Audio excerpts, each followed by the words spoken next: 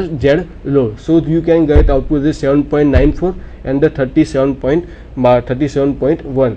Then the phase voltage, how to define? V phi L is equal to I L. So I phi L into Z phi L. So you can as a means product of the two equation. So you can calculate the 119.1 and angle is equal to minus 0.1.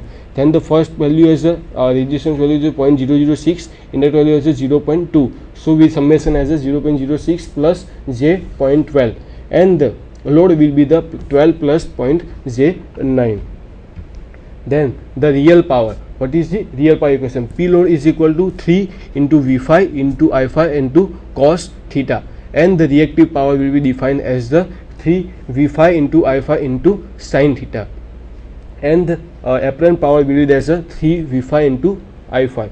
So you can also you can write down the equation, what is the real power, what is reactive power, and it will be the easy. And what is the power factor load? It will be the cos theta. How do we calculate the cos theta? Then first equation like minus 37.1 and it will be the 0.02. So we call as the IL minus VFL like as the minus 30.1, 47.1 and the 0.2. Then the algebraic sum of this we call as the 36.9, we call as a lagging.